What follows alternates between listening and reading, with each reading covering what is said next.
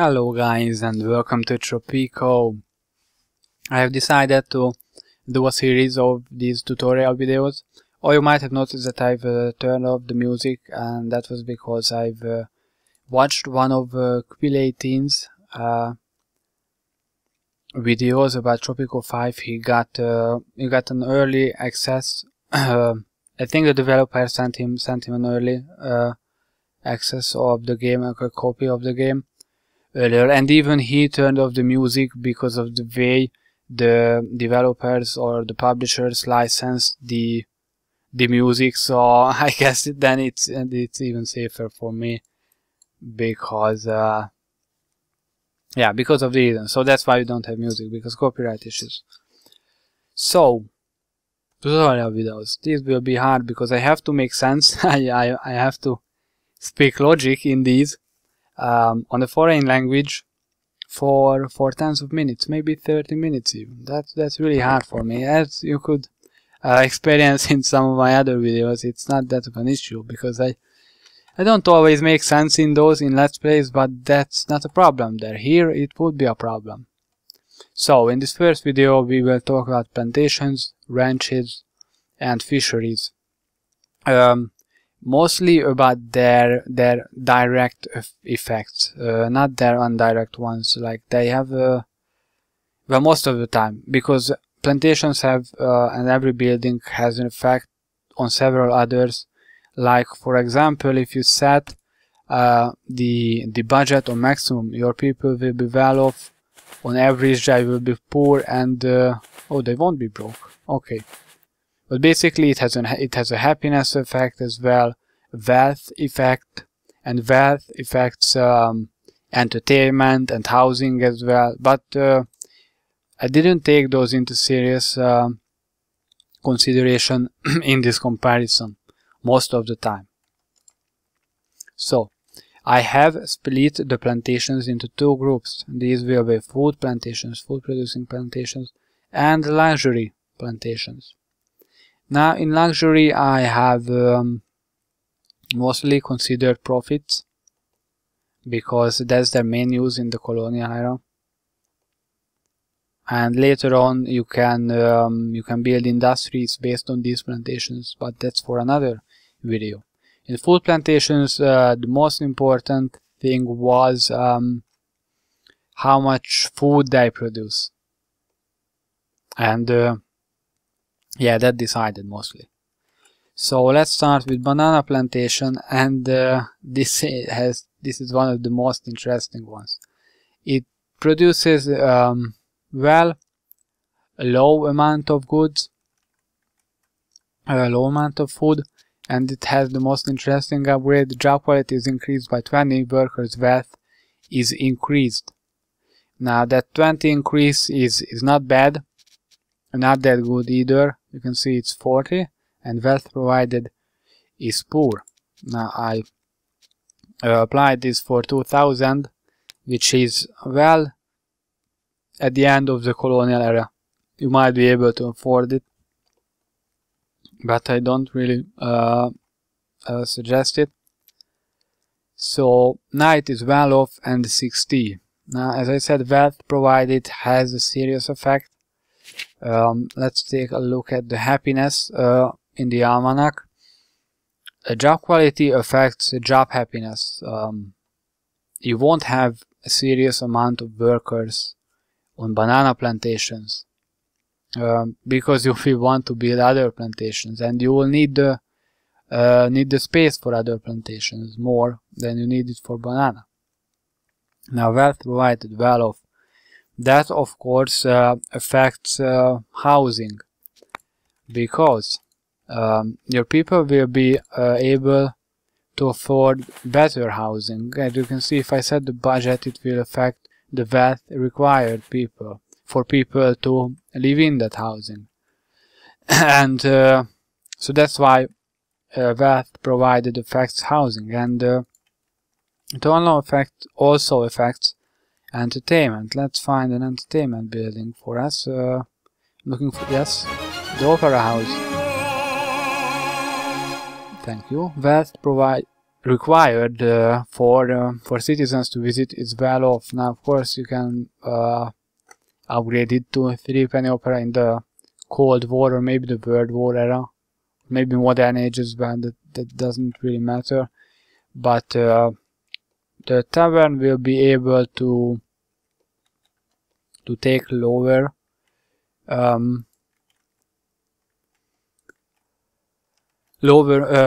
citizens with lower wealth, but it provides a lower, worse service quality, which affects the entertainment happiness. So yeah, but if you only take into consideration the food and the profit that it can provide, the banana plantation is the worst. And for happiness, you have more important factors which require well, maybe not less money, but they are essential. And for money you can, what's that? Oh, the red shirt. A red shirt. Whoa. Okay. So yeah, that's why banana plantation is the worst food plantation you can build. Now let's move on to the pineapple plantation. This building also produces a low amount of food, and it has pollination parcel upgrade, which increases the effectiveness of all other nearby pineapple plantations and hydroponic farms by 25 based on effectiveness maximum 15. Now I have to explain this because well, I don't have to, but I want this tutorial to be good for advanced players as well as people who only started the game. So the first thing you might be wondering is, what is this nearby, because it is not explained in the description. Well, that nearby means that the distance of this effect is 15 squares on this grid. And let's see, a sugar plantation has a similar upgrade. Doesn't matter, it affects all other plantations. And it also has this nearby stuff. And as you can see, only this sugar plantation is upgraded. You can see that by the gold star there. It has the upgrade, there's a gold star. It doesn't have the upgrade, there's a gray star. Yep, and there's a sugar plantation as well without the upgrade. So only this one has it, and the effect applies there, but it doesn't apply there. And the distance that 15 squares measured is measured between the centers of the building, of the base building. Now plantations are interesting because the maximum size of a plantation is 7 by 10, but the necessary size is only 3 by 5. That's because that is the size of the hydroponics farm, and you can upgrade your plantations later on and modernize them into hydroponic farms. That's why it's necessary size. And the distance measured is between the center of the buildings, so that is at 1.5 and 2.5. And because of the size, maximum size of the plantations, these are built on their maximum sizes. So the distance between this building and this building is 14. The distance between this one and this one is 15, because I left that square there. So as you can see, it has to be under 15 squares. And yeah, if they are in different rows and different or different lines, so if they are not aligned, then you can use the Pythagorean theorem to measure or to tell exactly, to tell the exact distance. If you want to, I wouldn't bother with that, of course, basically because I don't think that these upgrades are worth it, because you can have much better buildings, much better plantations than the ones that provide these upgrades. So that's why the second best food production building is pineapple, because it can be more profitable if you can build pineapple plantations in a bunch than the banana plantation. And so that's why it's because it has a a better upgrade. That's the only reason. Also, well, they produce the same amount of goods, and pineapple is worth much more. Now, the best food producing plantation is corn. It produces a fair amount of food, almost high, but I'm gonna stay with fair. And it has a very good upgrade, selective breeding for 2000. Effectiveness increased each month after this upgrade is built to a maximum of 100. Now each month by 1. It increases by 1 each month. So on the long run, it's a very effective upgrade, because only for 2000 you get 100 effectiveness upgrade, but you need slightly more than 8 years and 4 months to be exact, I think, maybe 9 years and 8 months. And it produces more food than the other food plantations, and it is highly how should I say that, climate resistant, because the only climate that it doesn't like is very wet in the middle of forests, and well, it can grow even in dry lands. Where do I have a really dry land? Oh, this is a generated map, sandbox map on hills and normal climate. Oh, that seems like a dry place. So yeah, there you have it. So you can definitely build corn farms on well, no matter what kind of map you have. Now,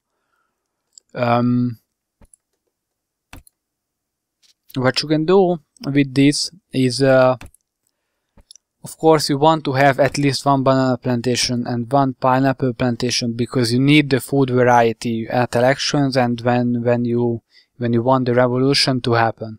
You will need people to be happy, and for that you need more food variety. So at least 1 you need every food producing building. Now what you can do is turn off local consumption on pineapple and banana plantations, and even in the ranch that you have started with at the beginning, and just build a corn farm and have the local consumption on, and then your people will eat corn. And when the election starts, or 1 year before the revolution, or 1 year before your mandate expires, or you want to have the revolution, I don't know, I always wait until the last minute to make the revolution or have the revolution. And when you get the message for the elections, that means that you have 12 months after that till the election. Then you turn on. El Presidente! Thank you. Then you turn on the local consumption, and then you get the food variety bonus, the food happiness bonus for those buildings as well. And in the meantime, they produce profit while there are no elections, and that's where you will have more money and still have the happiness bonus for them. Although people might have what are they called? I don't know, not uprising, but these strikes, yeah, or demonstrations, maybe, if they are not happy enough. But that won't happen in the colonial era, and I don't think that it can happen in the Cold War era either. So let's move on to the luxury goods. There are grouped into 3 tiers. Because yeah, the worst ones are coffee and sugar plantation. Coffee is fairly expensive, but it doesn't have a high monthly production. As you can see, coffee worth 1300 per 1000 units, and sugar is only 800. But sugar plantation produces more per month, so their profit is about the same. They are similar. And the coffee plantation has been processing upgrade. Effectiveness is increased by 20. Now that's pretty straightforward, not like the pineapple plantations upgrade, where you have to build a couple of plantations in a bunch in the same place for it to be effective. But the coffee plantation is effective by itself. even building them one by one. However, because it doesn't have that much profit, I don't really recommend it if you have an option to build others. The sugar plantation has the fiber fertilization upgrade. I've shown that earlier. Increases the effectiveness of all other nearby plantations and hydroponic farms by 10 based on effectiveness maximum 30. And what I have forgot to explain the pineapple plantation for people who just started the game is that by 10 based on effectiveness means that if this building has 100 effectiveness, then the bonus that it emits to other plantations will be 10. If it has a 200 effectiveness, yes, that can happen, then it will emit 20 effectiveness. And if you have multiple buildings, then it stacks up to a maximum of 30, but you can never get more than 30 from this bonus, even if you have 5 buildings around one with the upgrade. So it costs 4,000. That makes it well, kind of an expensive upgrade, but if you can build a sugar plantation, upgrade it near the higher tier luxury plantations, then it can worth it, because increasing the effectiveness of these can be really powerful. Especially even the coffee plantation, because they will produce more and they worth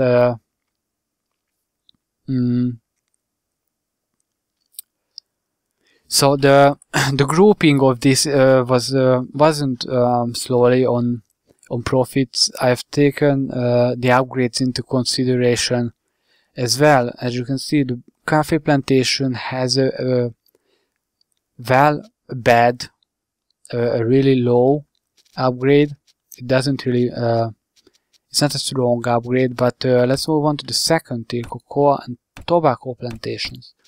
Now you can see that the cocoa plantation have 15 cocoa worth 1500 per 1000 units, tobacco only worth 1000.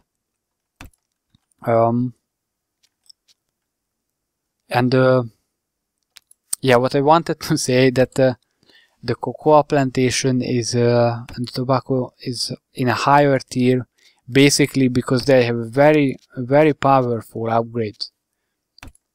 But if you use the sugar plantations upgrade on these, especially on the cocoa plantation, which is the most expensive stuff that you can sell after the planks, of course, in the colonial era, the sugar plantation can be really strong, but it is circumstantial. That's why it's in the lowest tier. So let's move on. Cocoa plantation. Yeah, they produce the same amount of profits because tobacco worth less, but the plantation produces more. So the upgrades are inoculation, 100 effectiveness increase for 5,000.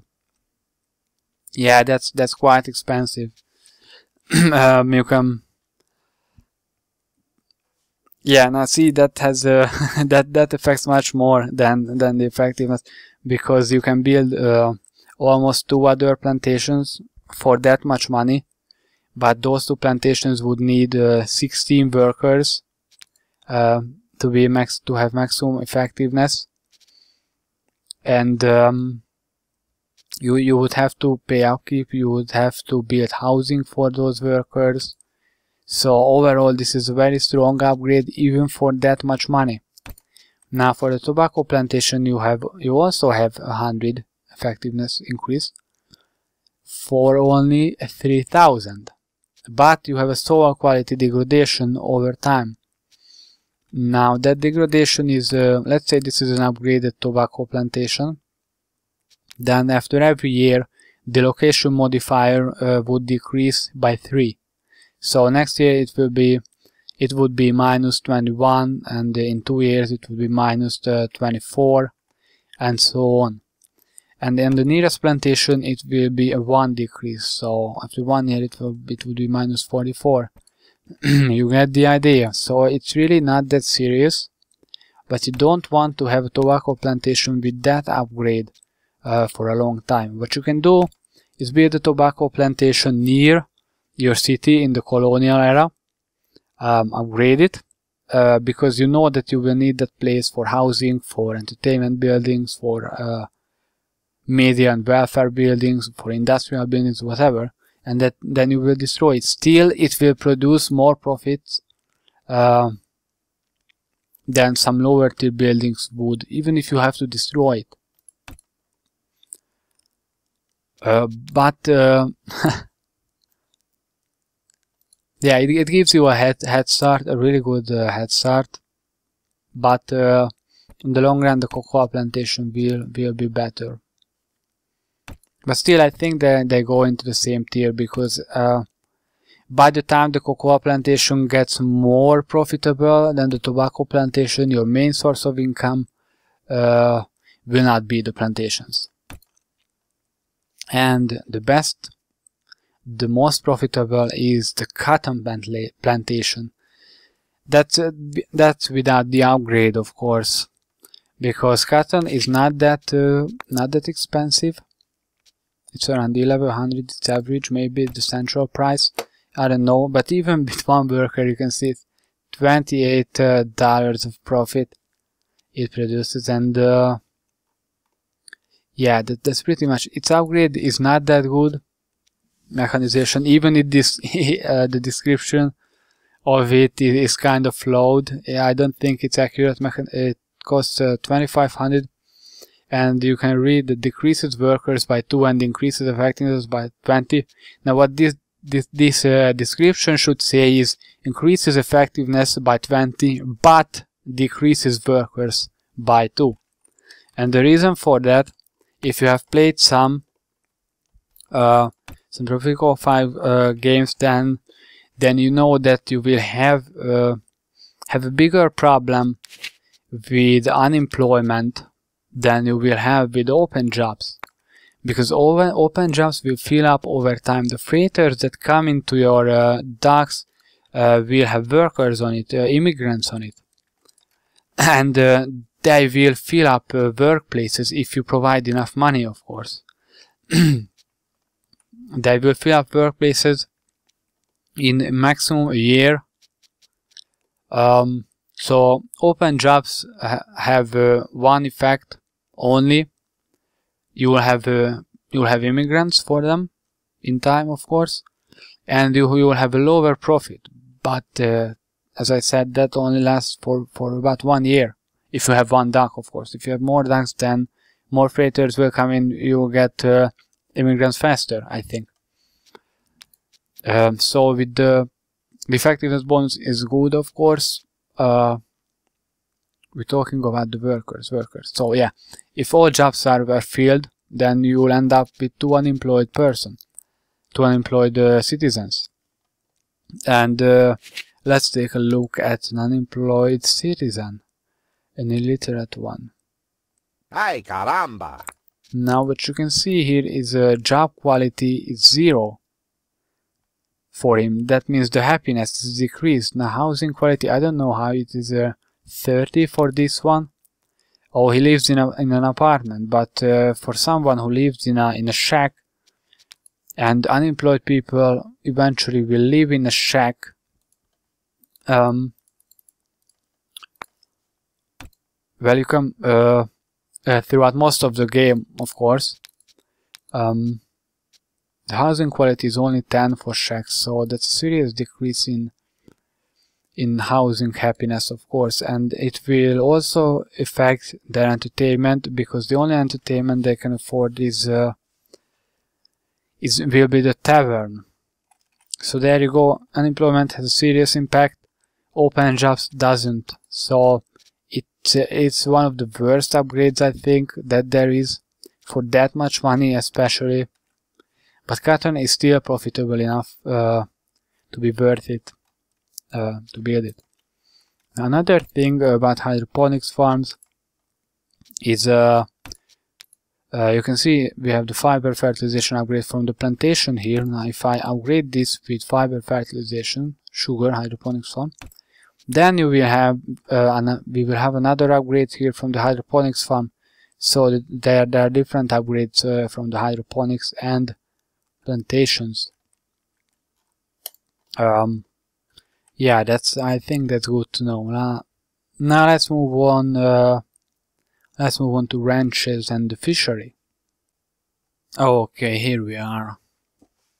The ranches. Now, originally, when I started, I didn't want to compare the ranches, but there are serious differences between them, and there are better ones and worse ones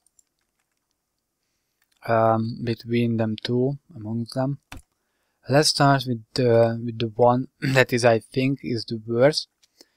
The llama ranch. Now this produces wool, and wool isn't that expensive. It's around 700, I think, and it has a really weak upgrade. Job quality is increased by 10. That doesn't really mean much. So for 4 people, it will increase job happiness by 10. Although it is fairly cheap, 800. That isn't really that much, but it doesn't have a serious impact.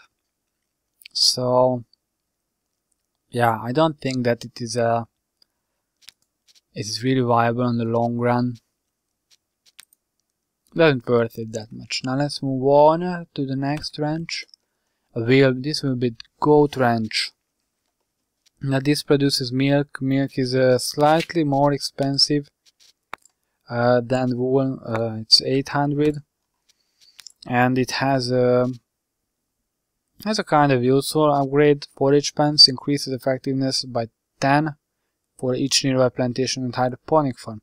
Now you can see there's no based on effectiveness in this one. The nearby still has to be under 15 squares, but if you have one plantation on 5 effectiveness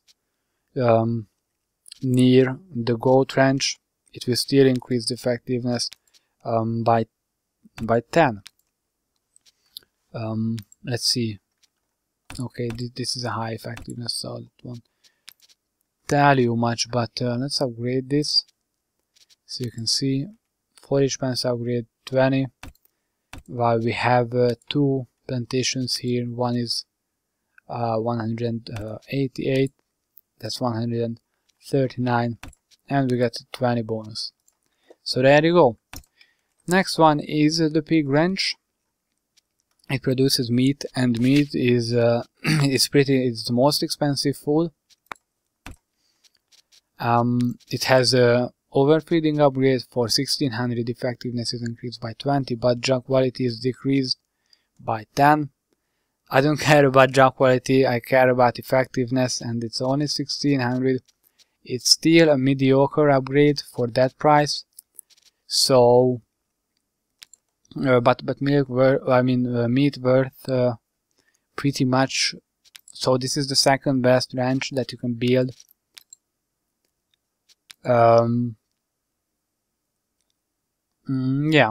Yeah, so those are my reasons. And the best one, I think, is the cattle ranch.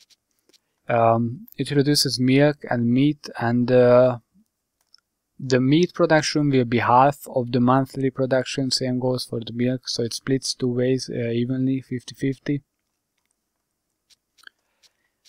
You can average their prices, so to have accurate numbers, but it has a manual fertilizer upgrade for 1200. The effectiveness of every nearby plantation and hydroponics farm is increased by 10. Based on effectiveness, the same rules apply as for the pineapple plantations upgrade and the sugar plantations upgrade. On 100 effectiveness, it will increase the nearby plantations upgrade by 10. On 200, it will increase by 20. And multiple cattle ranches will increase it to a maximum of 20 as well. Now it is, I think it is the most profitable ranch, and it has an effect on other plantations. If it affects a cotton plantation, then you can see that this is very strong upgrade, and for only 1200. So yeah, that's a powerful upgrade you have there for the cattle ranch. And the cattle upgrade also includes the nearby world, so does the goat ranch. And the only difference between plantations and ranches is that the plantation, I mean the ranches center falls on the grid instead of the middle of a square. So if you want to measure the exact distance between the centers of the buildings, the exact distance, then well, as I said, you can use math for that. You can count the squares here if you want. Pause the video and count the squares. As you can see, I have the upgrade on this cattle ranch. I don't have it on this one, and it applies to this plantation.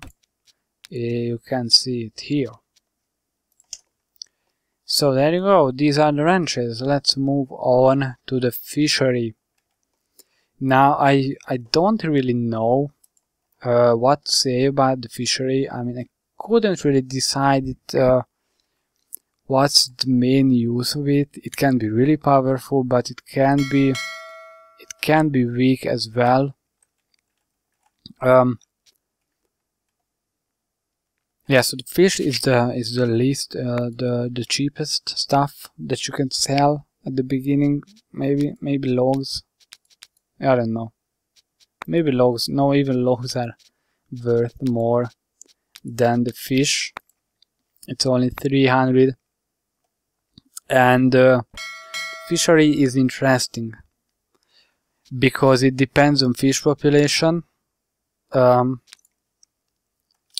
You can see that whether you have a fish nearby. If you want to, yeah, just click on building a wharf, and you can see that that green square rotating there. You can see it any other way, I think. Yep, and there's only one here. Although I have resources on scarce. So I don't know, on other islands there may be more. So you have to build a wharf near that resource. And there are two upgrades for the wharf. Drift netting for 500, that's not much, for an effectiveness increase of 20. That's borderline powerful, but I'm gonna say it's mediocre. Because it depletes schools of fish 20% faster. What I experienced on these scarce resource maps is that they will deplete the fishes anyway. So you will have poor fish quality, or fish population will be poor or low or whatever after a time, even if you don't have that upgrade and you only have one of these wharfs.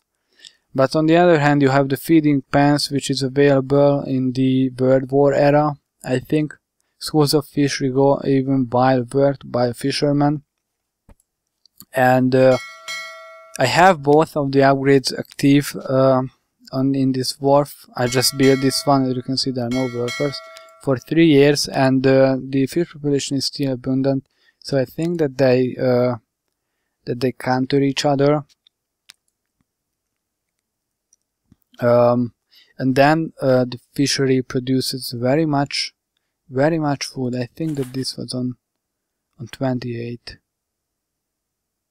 I just said it. Maybe a maximum. I don't know. But the fishery can produce the most amount of food, even more than the corn plantation. Can, but that at the beginning, if you have the corn plantation upgrade, then it will produce more food than the fishery produces now with both of the upgrades. So yeah, what you want to do is build a fishery, set it to a minimum budget, and even then turn off local consumption, or well, if you can feed them off of your fish with minimum budget. Well, to tell the truth, you want to feed them from fish instead of corn. No, you want to feed your people with corn and set the dwarf to minimum budget and sell and turn off local consumption on default.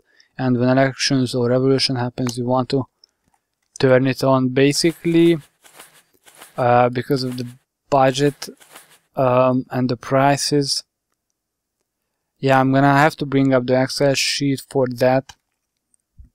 But yeah, you can see that abundant fish population and the drift netting upgrade, it only produces 770, while the corn farm, let's see, I have a corn farm here, with the selective breeding fully upgraded. We have a location bonus for that. Of course, you want to build your plantations on these dark green areas.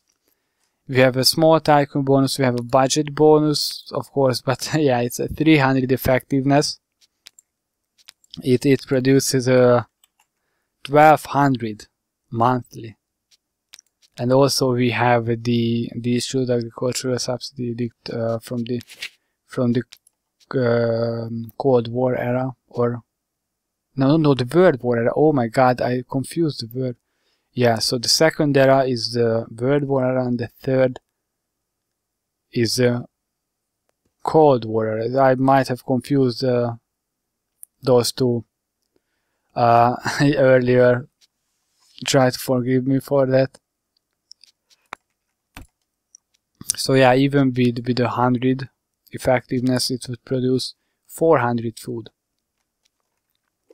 While you'll have a decreased effectiveness because of the fish population in the colonial era, and for profits later on, the war just doesn't cut it. So let me bring up the Excel sheet that will tell you much more. Here it is. Okay, whoa. This might be confusing at first sight, but let me just show you the most important stuff.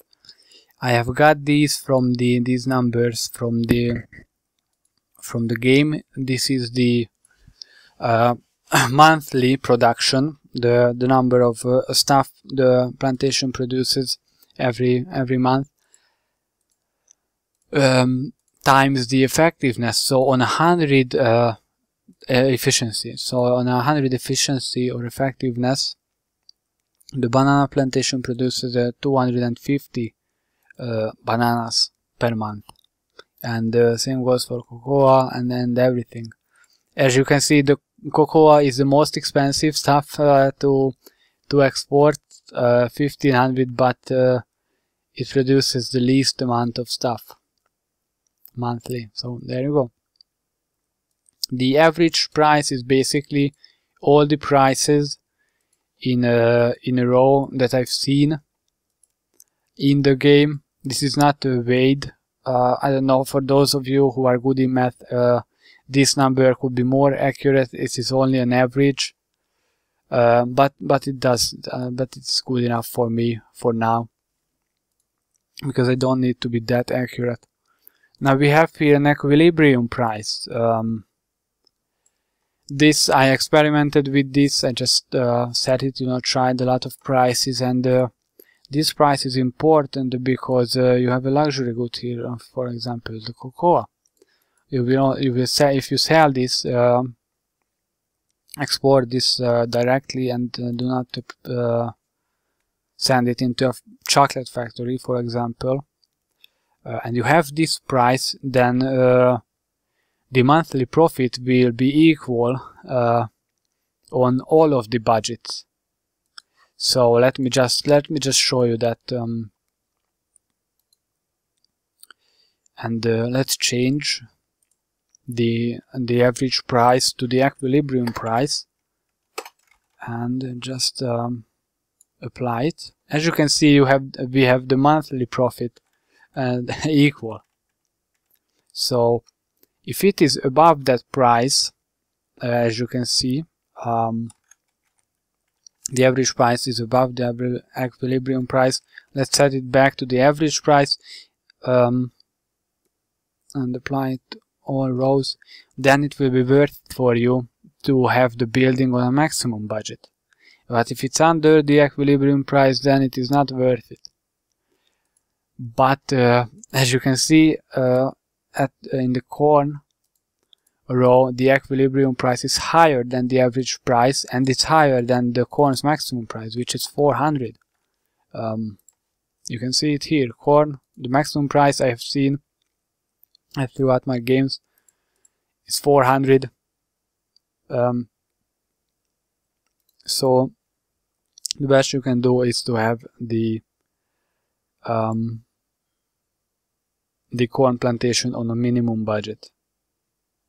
I forgot to tell you that earlier. Okay, the other next important thing is, well, monthly income. Yeah, that is not that important. What is important, especially in the colonial era, this is without upgrades. The ROI, return of investment in 10 years. I will choose 10 years because you will have around 10 years in the colonial era, I think, because you got 4 years and you get 6 missions to extend your mandate by 12 months. And the second reason for that is that 10 is a really nice number. You have to consider that too. Okay, so your return of investment will be the best, well, in most cases, of course, except the corn, will be on maximum budget. And yeah, let's see these. These are without upgrades, so you get 9. Oh, if some of you might don't know, well, I googled it myself. So return on ROI, return on investment or of investment, I don't even remember, is basically it's you get it by this. I hope you can see that. That's 10 years and 120 months times the monthly profit. Maybe I have I should have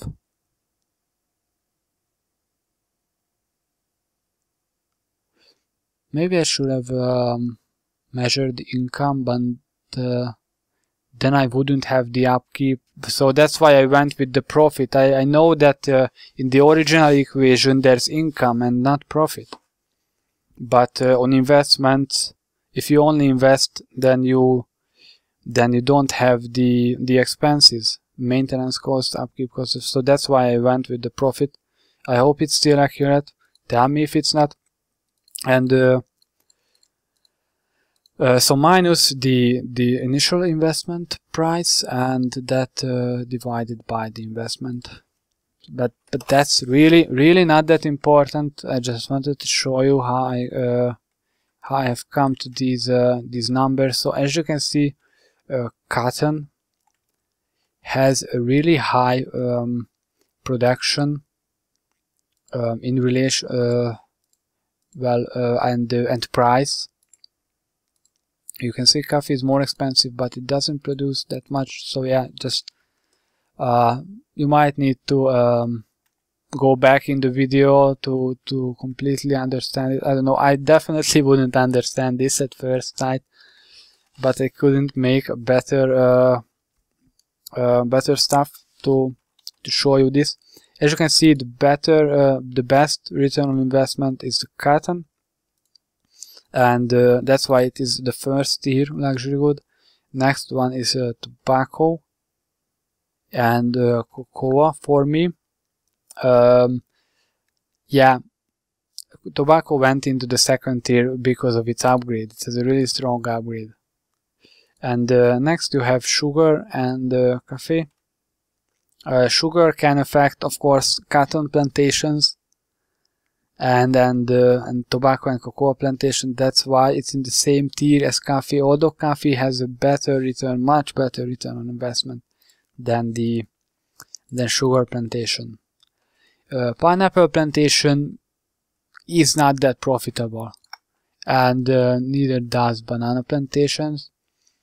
And corn, well, that's not for profit. You don't want to build that for profits. And even then you want to have it on low budget. So, as I said earlier, these numbers basically just well, sort of prove what I said earlier about the different kind of plantations. These are just numbers to count other stuff. And here we have the upgrade section. Now here we have the total price, including the price of the plantation and the upgrades.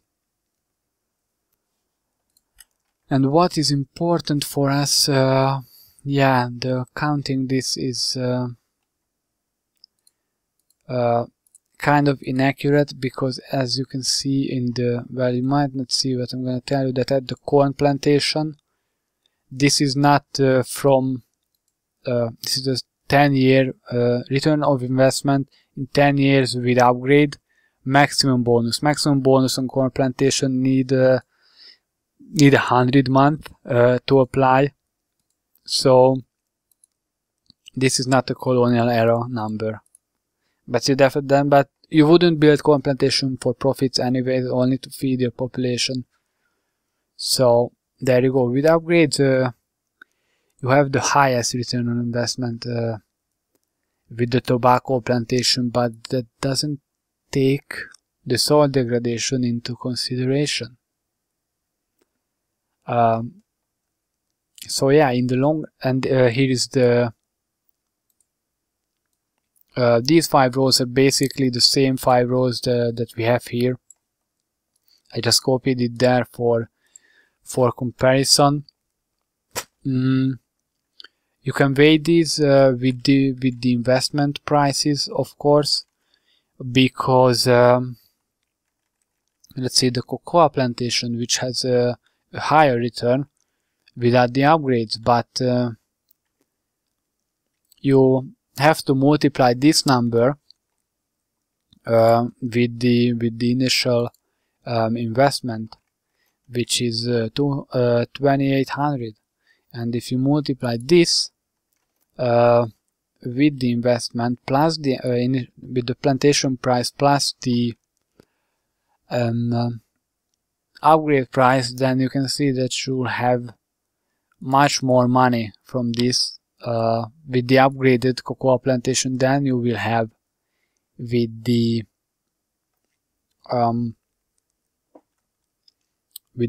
default cocoa plantation. So let's do some numbers here that will show you. So the cotton plantation will have in 10 years you have a profit of 25,000 without the upgrade. Now with the upgrade you will have not that much. It's I think it's a 20% difference. So you have 20% more money, more profit with the upgrades. And then in the case of the cocoa plantation, it will be, I assume it will be much higher. Oh, that's not the cocoa. Okay, this will.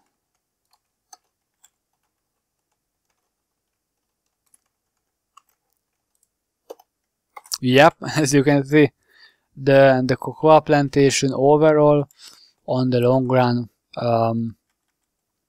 can be the most powerful plantation. It can produce the most profits, while the the cotton plantation gets worse with the upgrade if you apply upgrades to all the buildings.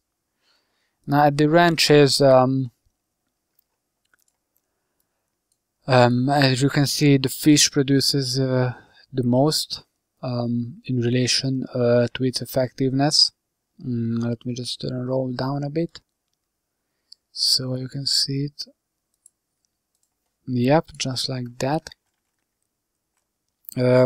Return of investment, yeah, you can have much higher numbers here than you have at plantations.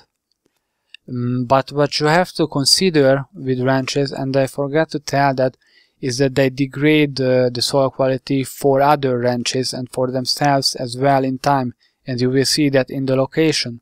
For example, the cattle and the llama ranches degrade the soil quality, the location modifier by 25 in between 2 and 3 years. The pig ranch reduces it by 20, and the goat ranch reduces it by 45. So you might get the idea to build a bunch of ranches in just one place at the beginning, but if you build 4 ranches in one place, that's at least minus 80 effectiveness for them. And the other thing is that ranches have a higher upkeep than plantations, although you have half as much workers there, and they both provide poor wealth.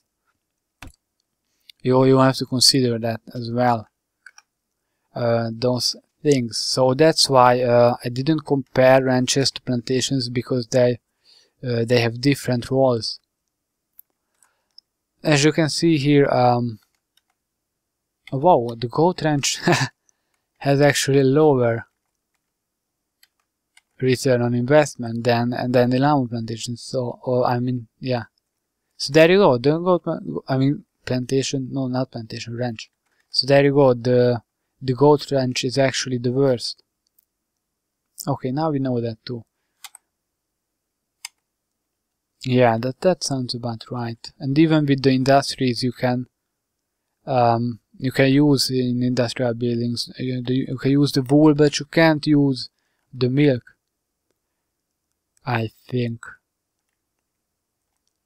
Yeah, as you can see here, the average price of the fish is lower than the equilibrium price, and that's why I said it is worth it to have it on the lower budget, while the cattle's price, I've added the meat and milk prices together and then divided by 2. The equilibrium price is much lower than the average. Now in the goat farm you can see that the two are really close to each other. I don't know if it can go lower than that. And in the pig farm, yeah, you can see that it's higher than the average. But I still think it's better to have it on price average. Yeah, it is still worth to have it on a higher budget. Yep. Except the fishery, of course. Yeah, you can see the numbers here as well. I don't think it's that important, because for profits you want to go for the plantations. You can build more of those, and they won't degrade the soil quality either. In the bottom you have the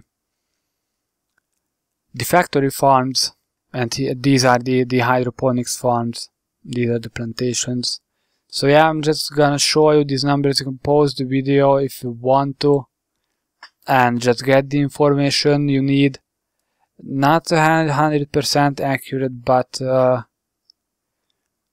if you play by these on the hardest difficulty, you won't have a problem. So there you go, this was my first tutorial. It was longer than I expected, but you can get the most important information in the first 30 minutes, and it's really an in-depth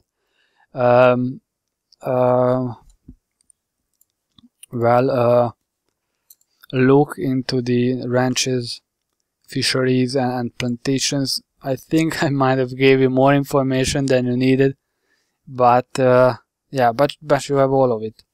So yeah, I hope you enjoyed. I hope it was informative. I hope it was understandable enough.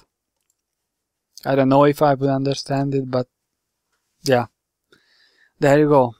I hope you enjoyed, and I hope I will see you next time.